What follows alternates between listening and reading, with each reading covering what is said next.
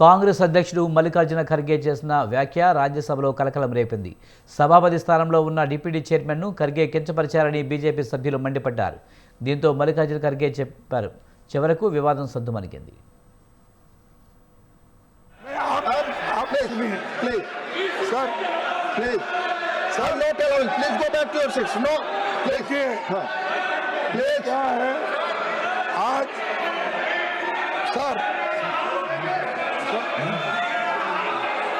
please माननीय LOP